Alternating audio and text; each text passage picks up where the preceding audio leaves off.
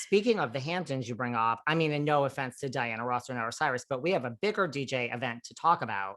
Summer House Oh, finale. Summer House. Yeah, Summer House. So I did season one finale. That was so fun. Like my biggest memory from that is Kyle just jumping around with a massive magnum of Whispering Angel and just shouting so loud that you could hear him over the music. Teamwork makes the dream work. And you're just like, everyone, the whole crowd just threw their fists in the air and was jumping up and down. And I was just like, this is the moment of my life. Like it just felt like one of those moments where you're like, I never want to leave this. And you, I mean, we didn't know what you didn't know what Summer House was when you got the gig, right? Because it was season Oh, I one. hadn't seen it, because it hadn't aired yet. They were just taping it, and I knew a few. I'm friendly with Lindsay and good friends with Carl, and obviously friendly with Kyle. So I was like, yeah, let's do it. And I used to be the music director for Whispering Angel. That's actually part of the reason. Like a couple different mutual friends, and then they took care of hiring me. So it was a win for everybody, but it was so fun. And then they brought me back throughout season two. I think I'm only in the first two seasons, I but think I so. could be wrong. I mean, and how times have changed. We had like Lauren Workus and Steven. The Workus sisters and I were good friends. We did Coachella together one year. They slept on my floor or maybe on top of me. Don't really remember. Probably both.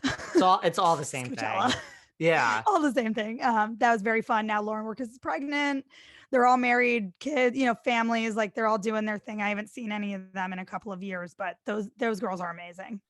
I love how like seasons 1, 2, whatever, it was all about Whispering Angel. We had Yep. Whispering Angel, and now we have Loverboy, and there's no mention of Whispering Angel anymore, or White Girl Rosé, or anything like that in the Hamptons on I Summer want to House. bet that Bravo has a hand in Loverboy, right? Because of the Bethenny clause.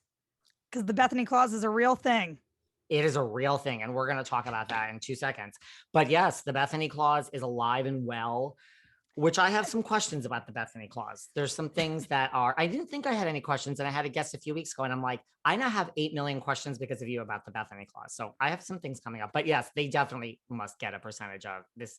There's no way that's not in the Bethenny clause. And by the way, I haven't tried Loverboy yet, but I need to. I need to support them. Here's the thing. So I drink vodka, period. That is just what I drink. I like straight vodka. So like vodka on the rocks. Yeah, or like in a nice martini glass. But if it's like a trash bar or not, then I'll do it on the rocks. And let me tell you, by the way, I'm not very high maintenance, but this, when it comes in, I can just hear high maintenance in your no. I'm so it's those round French martini glasses, no bueno. So yeah, the ones that are shallow. No, thank you. So if it's going to come in that, just tell me. And then I want like a double vodka on the rocks with a lime. If it's the real martini glass, which is a true like V and is big, I love a nice martini with a lime twist. I guess that sounds high maintenance.